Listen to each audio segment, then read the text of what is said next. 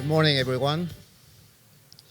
Now it's such a pleasure for me to introduce my dear colleague and also one of my co-chairs for this event, Dr. Evelyne Viegas. Evelyne is the Director of Artificial Intelligence Outreach at Microsoft Research. Evelyne is based in Redmond, in the US. In her current role, Evelyne is building initiatives which focus on information science as an enabler of innovation, working in partnership with universities and government agencies worldwide. In particular, she's creating programs around computational intelligence research to drive open innovation and agile experimentation via cloud-based services, and also projects to advance the state-of-the-art in artificial intelligence and data-driven research, including knowledge representation, machine learning, and reasoning under uncertainty at scale. Let's give Evelyne a warm welcome. Thank you very much. Thank you very much, Jaime. Thank you, the audience, to be here. I'm very aware this is the last talk, and I'm even more aware that the clouds are leaving as we speak. So I'm very impressed that you're still here with us.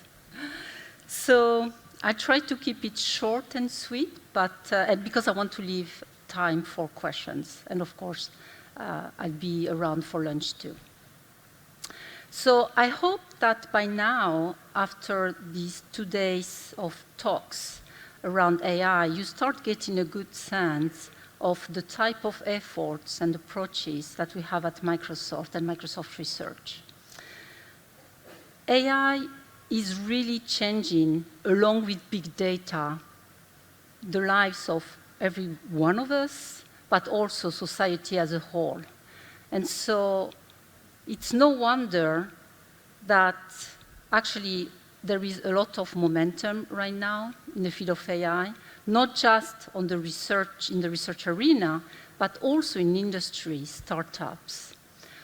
In fact, some market research is showing that as soon as we'll be able to deploy at scale a lot of these AI services, it's going to be a market as big, if not bigger, than the market of the internet economy today. So I'm sure you are very aware of so much activity going on in AI. And I thought what I'll do today, I'm going to look a little bit at the different ages of AI. Then I want to come back to what's the Microsoft perspective on AI. And finally, because I am in the outreach organization, I want to talk about ways to engage. What's our model for community engagement? And I'll mention one project which has not been part of any of the talks during this summit, which is really dear to my heart because it focuses on really embracing reproducibility, because we're doing a lot of research, services, software, publishing papers, but how can we make it so that other people come and don't have to reinvent the wheel? And it's really about accelerating the path of innovation. And then I also talk about how we can go from a model of competitions. We've heard actually during some of the sessions this morning as part of the academic services, there are some challenges going on, challenges as in competitions. And sometimes it's really good to look at building some competitions to help advance the state of the art in areas of interest to the community. But specifically also when we start talking about AI, which is really broad with people with different expertise, and now they need to come together. If you remember the talk by Dan Bohersh on physical situated AI, so how can we build some platforms where people can now start collaborating? And that's, by the way, a community effort.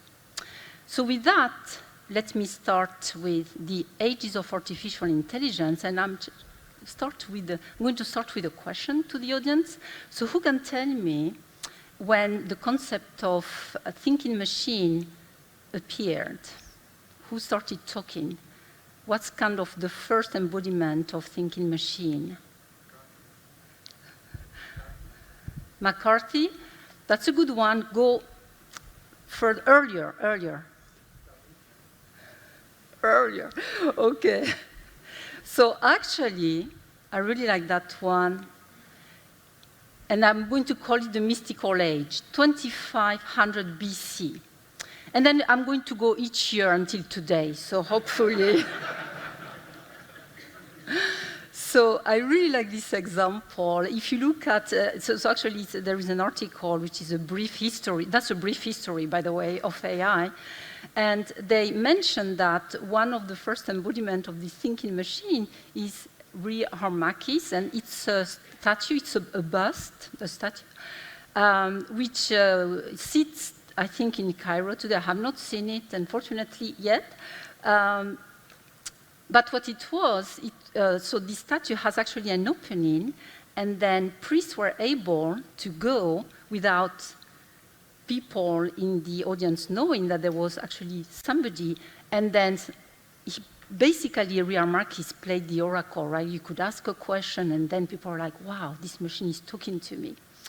So, well, now I'm going to jump, because I think we won't have the patience to go year by year. And I'm going to call it the romantic age of AI in the 50s, and that's when you started talking, like getting closer to us.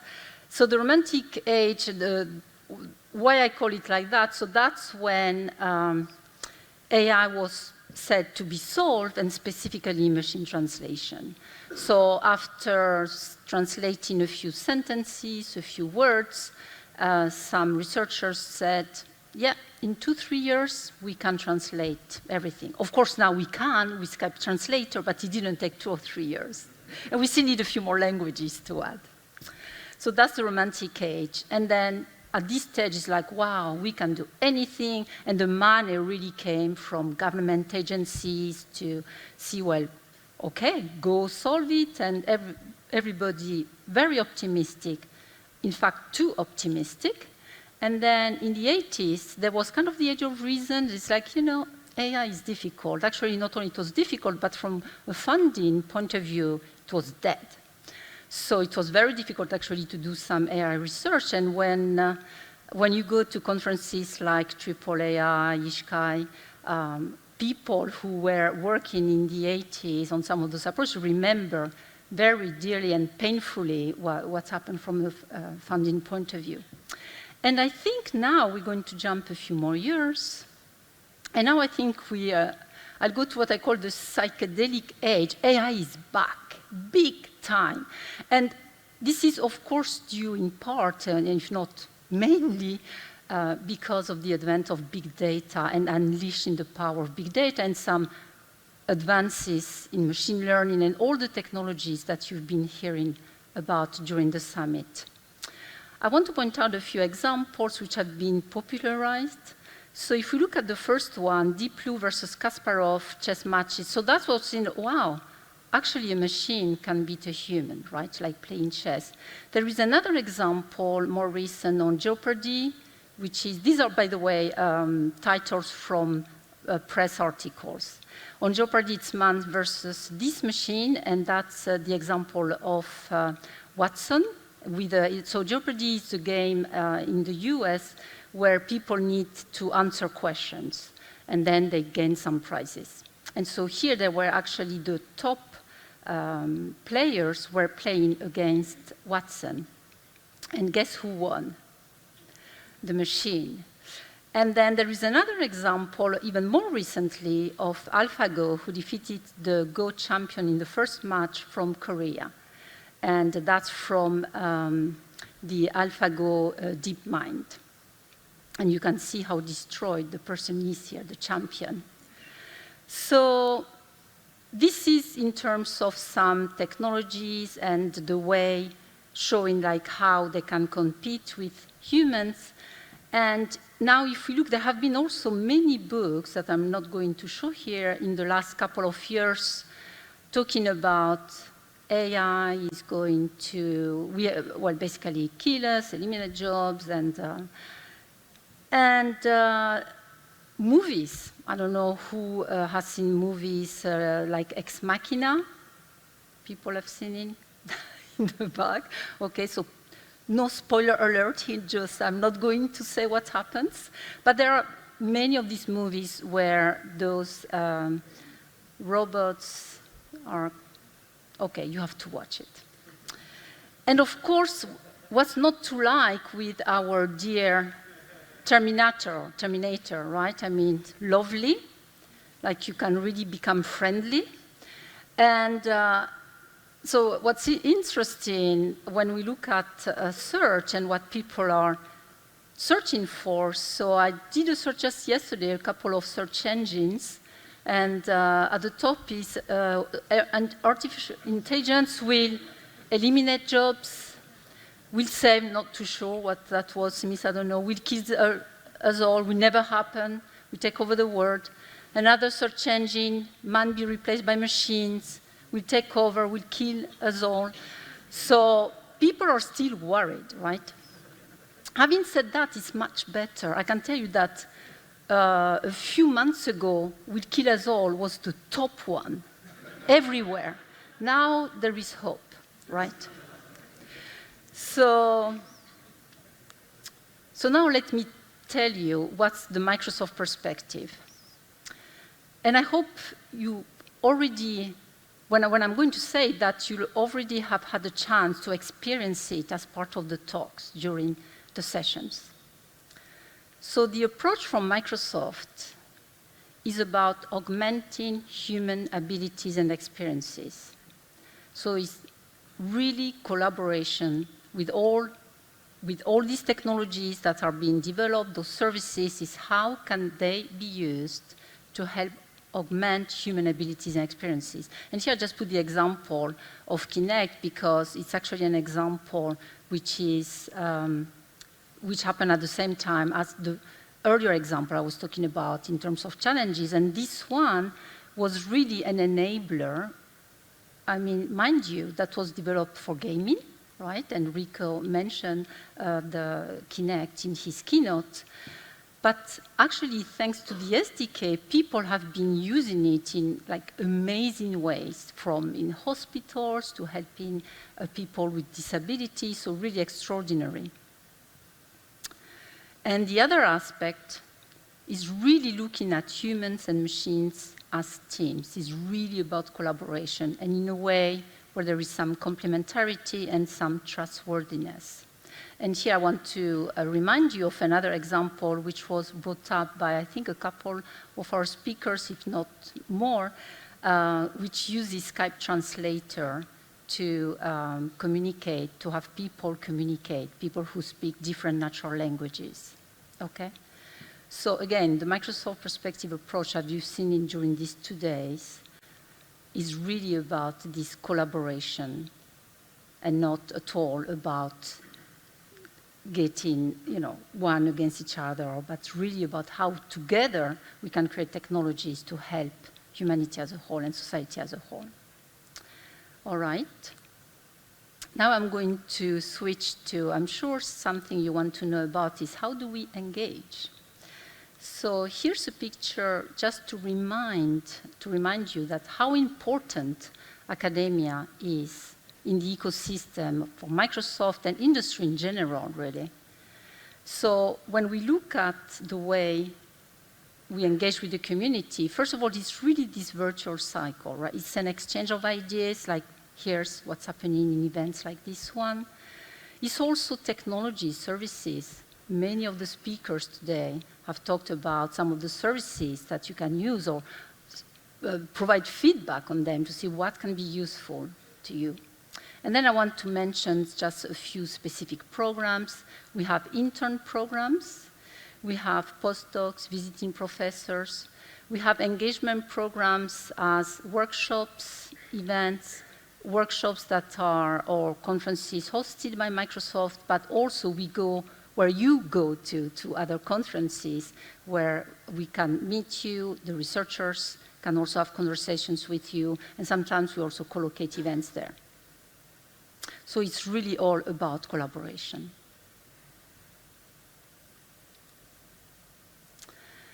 There is a specific page on the research.microsoft.com where gives you idea and actually tangible services and programs where you can start to engage with us. This is live. Well, when I mean by live, I should say refreshed. Like, for instance, you can see here, I just took the page from yesterday, and you can see that we have the summit, which is there highlighted. And we have some other projects. And opportunities are there. There are when we have some requests for proposals, that's where you will find them. There are some programs, and for instance, I don't know if this one is showing. Let me see. Yes, for instance, we have under the programs, open source for academics. Judith Bishop gave a talk yesterday about that and all the tools and that can be used. So go to this page just to see what's available and the ways in which you can engage, okay? So it's very rich content.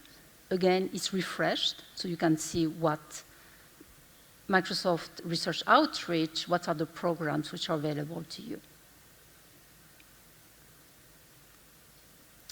All right, so now in the remaining of the talk here, I want to talk about a specific example, so another tool and platform that we are making available to you, which is part of the list of the open source project that Judith talked about yesterday. And this is about embracing reproducibility in a really, really true way. So what are the issues? So the main issues is really reinventing the wheel, right? It's like duplication of effort. It's the lack of reproducibility that we want to address. There are often the lack of comparable baselines. And then I'll talk in the end about all these challenges as in competitions which are organized like to help advance the state of the art, and sometimes they are designed in a way which is really about instant gratification.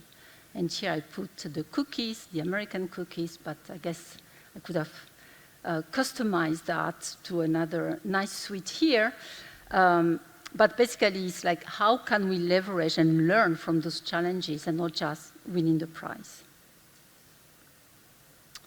So the research process goes like in a data-driven world. That's what I'm talking about here. You are looking for data, you clean it, you convert formats, you email the author sometimes, hey, can you send me your data? You compile the code, well, in the other way actually. Find code, compile, email, etc., re-implement, track versions, and you start again. So that's not good. And when we talk about the lack of comparisons, actually the comparisons often they are not done on all the data sets, right? I mean, it's just like a question of bandwidth sometimes. Or sometimes the data set hasn't been created yet, right? So usually because we're talking about science, so somebody is going to apply the research their algorithm to some data set, and here's the accuracy, if that's a metric being used. And the previous method, that was the accuracy on this data set, and maybe do it on the second data set, but what happens with the other ones, right? And the comparisons is really difficult to control them too.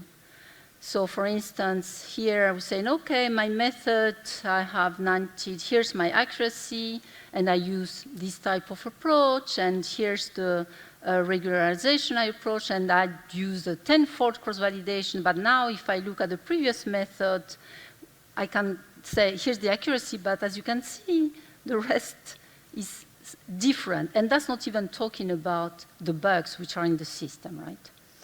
So how can we address part of that? Like, how can we make sure, for instance, for the exhaustive comparisons, that if there is a new data set coming up, that the system actually can start running those algorithms and see, does it work well for this type of data set or not? And that's exactly what we've been trying to do, looking at how can we reduce the preparation time, enable reproducibility, enable common measures, and then finally move from competitions to co-petitions. And the project I'm talking about is CodaLab. So this is an open source platform which is developed with the external community. Here are the people, these are the community leads on this effort. There are two facets to it. One is really focusing on making paper truly executable, and then as an incentive to bring some data and some code, also doing some challenges. And then I'll show you what we've learned about those challenges and how we're trying to evolve them as co-petitions. So the main principles of CodaLab are the modularity, and that fits actually very, very well AI, right? When we talk about the expertise that are needed to solve some problems and some scenarios, so you really need an entire community. People have different expertise, so can they just continue to focus on their expertise, but also contribute their expertise to the bigger picture when we're trying to solve AI problems. So one is about modularity, that's how the system was designed. The other one is about immutability, which is really about we're going to write once. So that's the whole idea of provenance and making sure we can track all that. This is very much inspired by the idea of version control and GitHub. The whole project is in GitHub, by the way. And then the last one, last but not least, it's good for machines, but we are humans and we still need to be able to understand what's being done, and that's the idea of literacy. And here it's a concept which has been coming from the work which happened with the IPython notebook and those type of efforts. And so it's really about embedding the code, but also the description, what you're doing. So CodaLab, that's where you can find the data, the code, the description, and then other people can go and read a paper in an executable form. Of course, you can also have your PDF, etc. And then the platform can be extended. So it's on GitHub, so people, of course, can contribute. There is a client side. You can download CodaLab. There is also, it's also on the cloud, because if we want to take advantage of all the research which is happening, and when I say we, I mean the researcher community, the research community, so then it has to be shared. But there are also times where people don't want to share. For instance, something we found out is like when people are working on some paper but don't want to make it public yet, so there is a notion of anonymity we're working on, so that when it's ready, it can be shared with the community, and then the community can work on it. All right, so I would invite you to have a look at it. Try it. CodaLab has been endorsed by some of the conferences in natural language processing. So the next ACL, the Association for Computational Linguistics, is asking actually the researchers to publish their final copy, their camera ready, to make it available in CodaLab. And just try it out. And by the way, so this sits, the cloud version sits on Azure.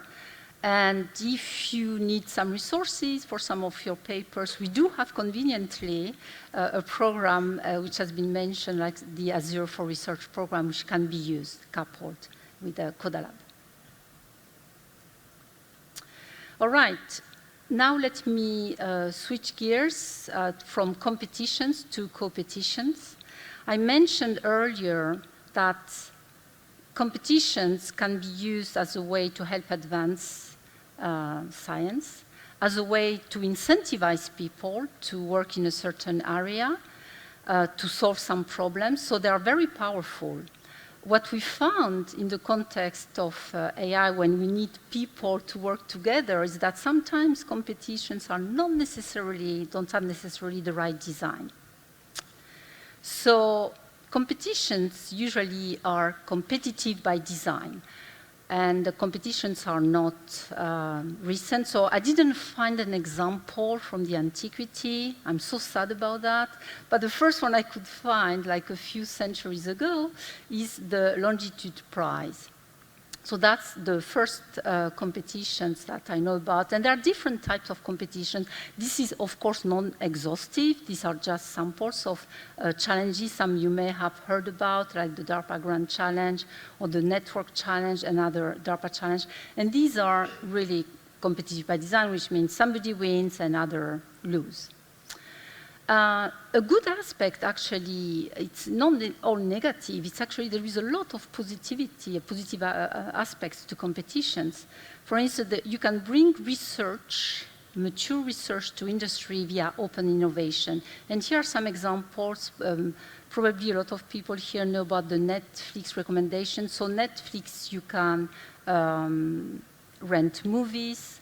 And here, that was I think it was a $1 million prize, which was about like figuring out algorithms so that you can provide the best recommendation. Like if I watch this movie, which other movies should be recommended to me? There is the example of the Gold Corp Challenge, so it's not just in the digital world. The Gold Corp Challenge is an interesting one. This is in Canada, in mining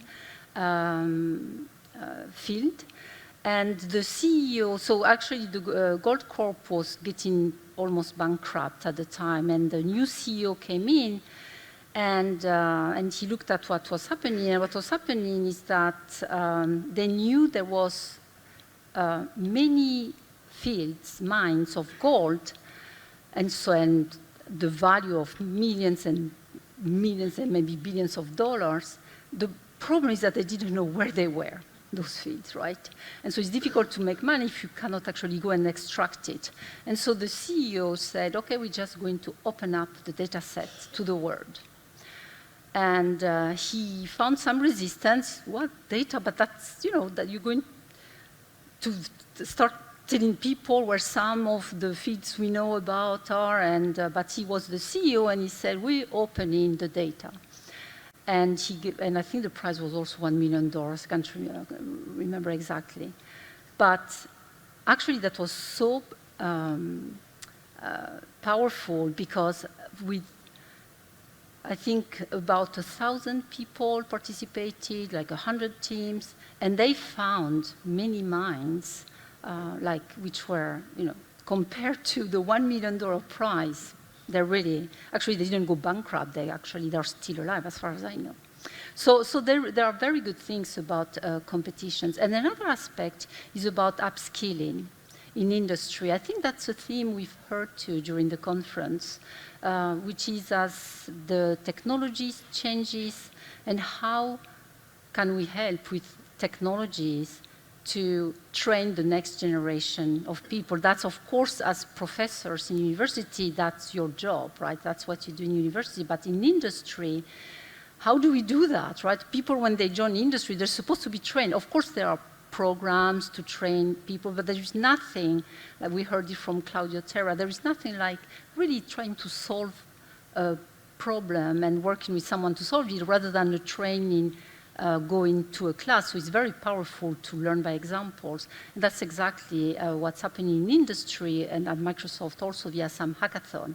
And I can't remember who mentioned, one of the speakers mentioned that we do hackathon at Microsoft too, 1 week where we actually are using some new technologies and trying to come up with something. So that's very powerful.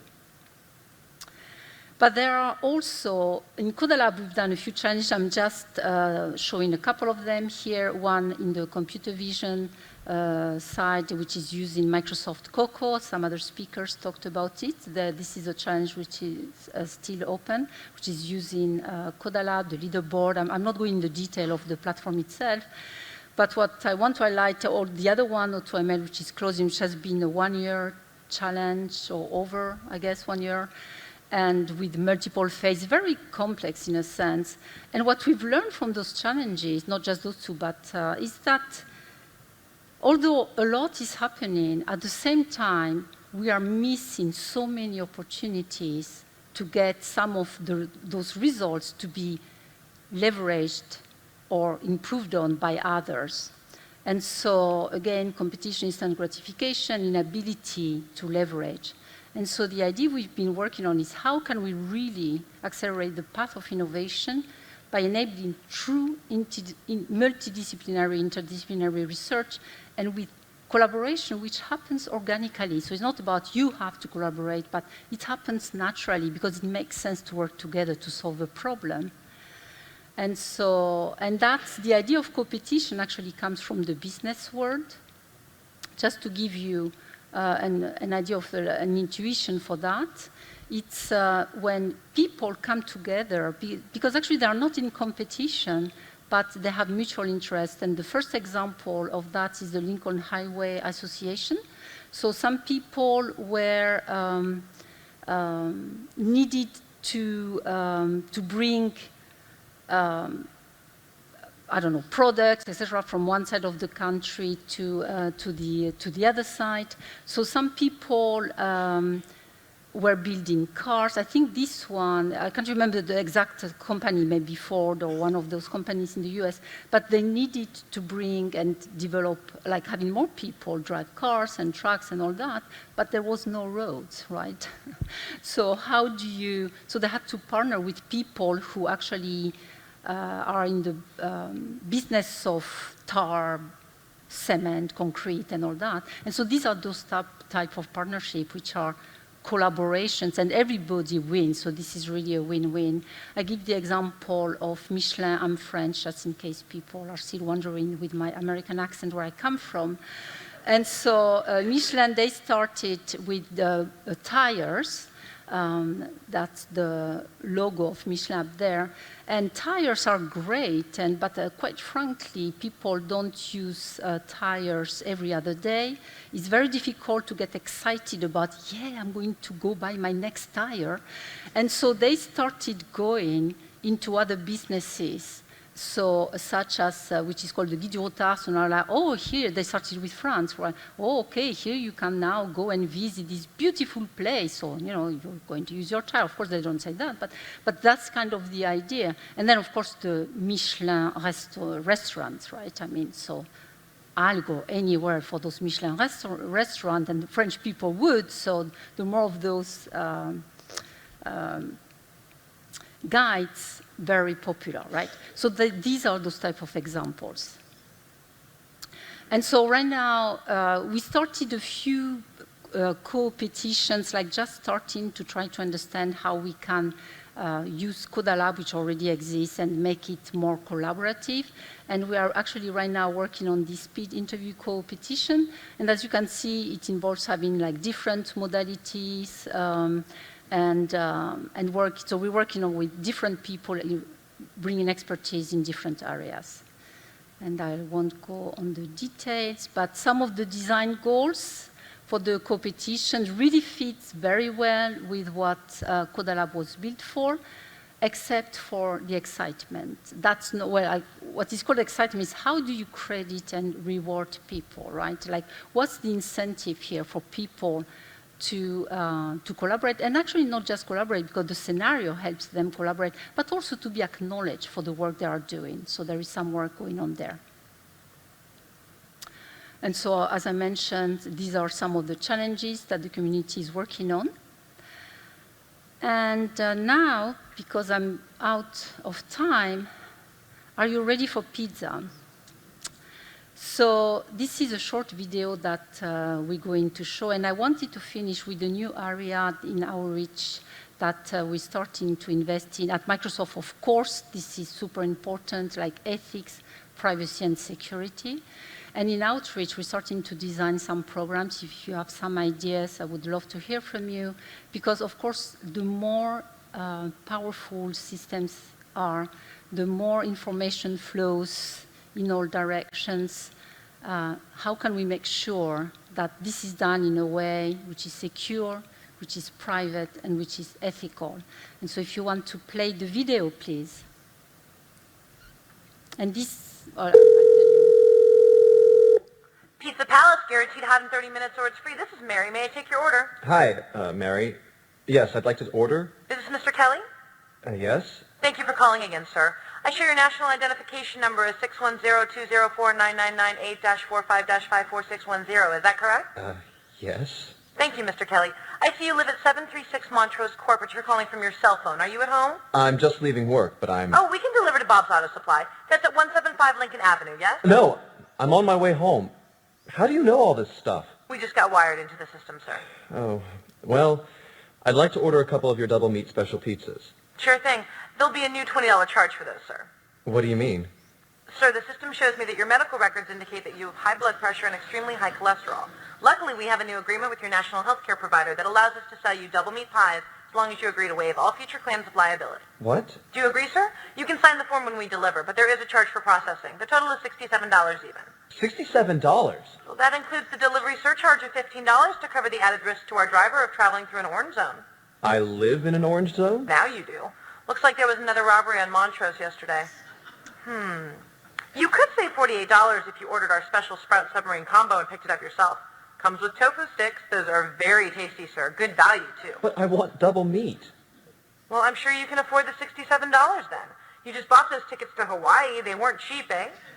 Oh, but I see you checked out the budget beach bum at the library last week. Up to you, sir. All right, all right. I'll get the Sprout subs. Good choice, sir. Gotta watch that waist if you're hitting the beach, eh? 42 inches. Wow. Man, I'd say tofu and sprouts is like required. That's how much? Just between you and me, there's a $3 off coupon in this month's Total Men's Fitness magazine. Your wife Betty subscribes to that, right?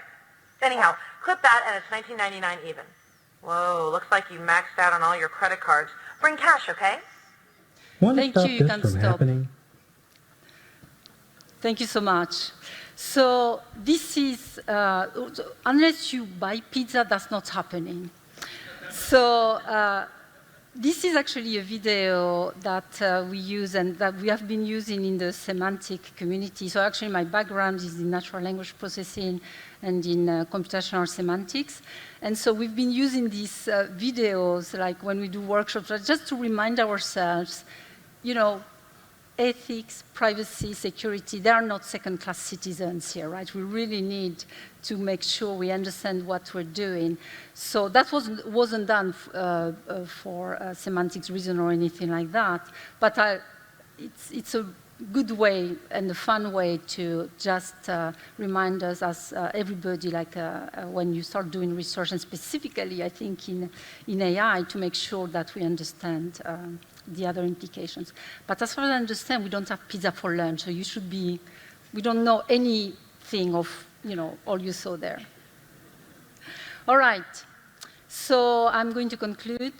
Just to, as a reminder, the Microsoft perspective here is really about augmenting human abilities and experiences. It's really working humans and machines together as teams. And finally, some of the resources, I'll finish with that. The talks will be all available, I think, within a few days. Next week, the talks of all these sessions will be available. The best is to go to the aka.ms Latam 2016. So on the website of the event, pretty much. This is just a shortcut. Open source projects, these are ready for you to embrace. Academic services, and here I'm highlighting a few of them. I mentioned CodaLab, CNTK. We had a keynote yesterday on CNTK. Please go check it out. Of course, all the cognitive services. And then Malmo, which Katja presented in this room earlier. It's currently, so this is an AI experimentation platform, very, very interesting. That's another one very close to my heart. And with potential, I mean, the future, fantastic project. It's in private preview right now. It will be coming to GitHub pretty soon, so check it out. And just as a reminder, with the page I showed you on how to collaborate with Outreach is research.microsoft.com collaboration. You can get it there. And we are actually building a specific AI engaged collection as part of Outreach, just to target more, better, some of the efforts for AI. And with that, thank you very, very much.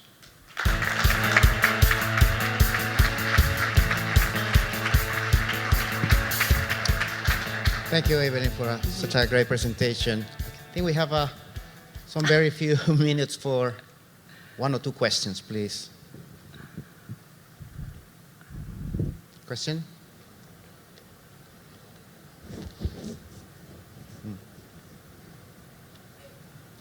I think there's one question in the back. Hello, Francisco Cantu, Tec de Monterrey. So thank you very much for your kind presentation.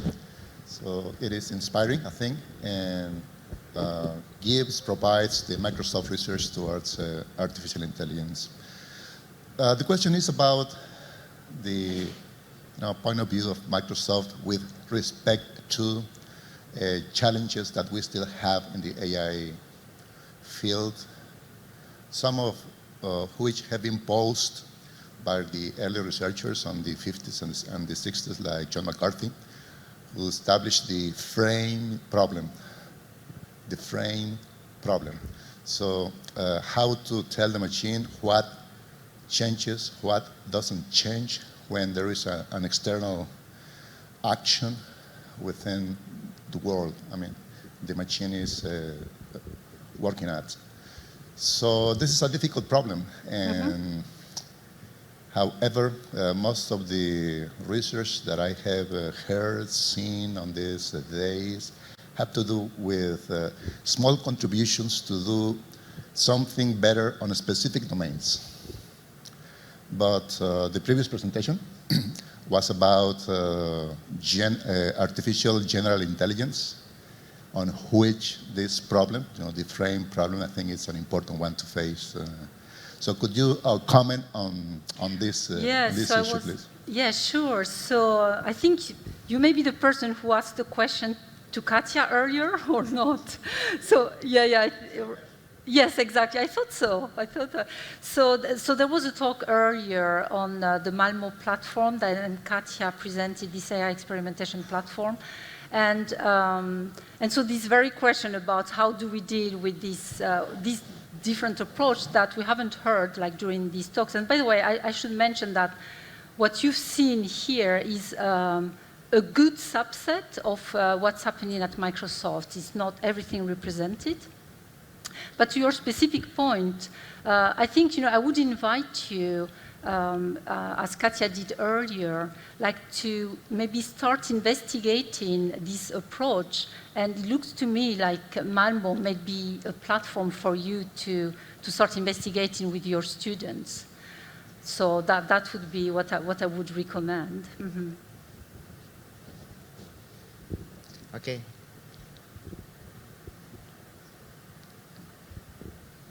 Thank you for the talk and also for the pizza example, because I have this problem. I didn't do the pizza example, just to be clear. We have this problem with real life. You say your telephone number, oh, you are such and such with this address here in Brazil. So, I have a question concerning the ethics, privacy, security.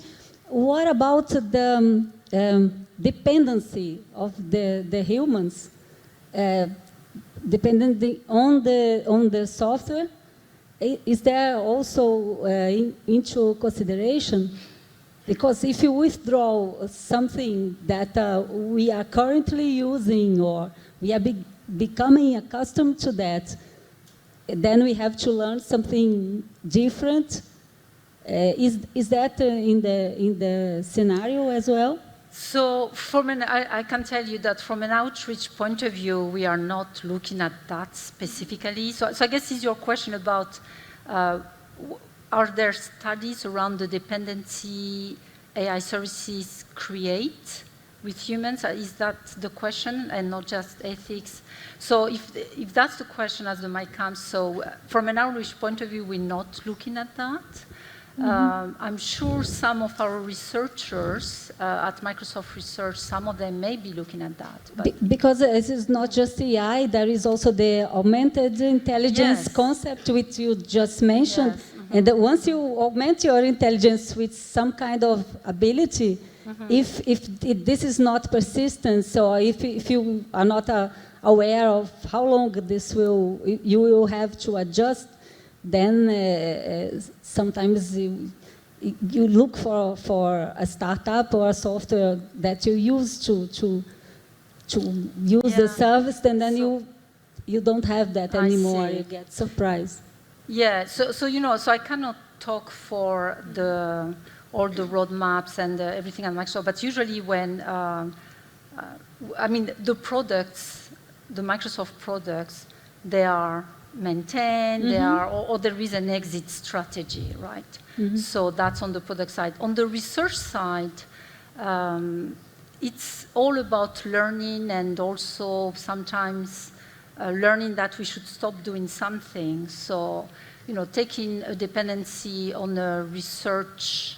On the trends. Yes, it's just, these are some trade-offs. On the research side, of course, we can be more agile and experiment faster, and but so it's a trade-off. Depends how you want to use those APIs or those services. Depend for what. Our last question with Ricardo, please. Thank you for your presentation. Evelyne, I work with the cognitive architectures, okay? And I can see that different people and different companies, they have a different meaning for the word cognitive. Sometimes cognitive means just having a sensor and actuation. Sometimes it's a little bit different thing. I'd like to understand, because you have presented to us, Microsoft has presented to us, this idea of cognitive services. But cognitive means just cognitive services, or you have a bigger vision or a bigger understanding of what is the meaning of a word cognitive in this artificial intelligence context? I was almost going to say, Rico, come here, but I'll answer your question. So I think you're right. Cognitive services, what you've seen there are some examples which are ready to be used. But we do have a team at Microsoft Research which has been formed a few months ago, which is called the Cognition Team, and who is exactly, I think, embracing, having a bigger view and trying to drive this vision of what cognition is. So the short answer is, I don't think you should take the message that Microsoft looks at cognition equals cognitive services. Cognitive services are a powerful example that can be used directly by researchers to come up with some new experimentation and applications. But there is definitely a big effort at Microsoft looking at cognition much more broadly. Thank you, Evelyne. Thank you.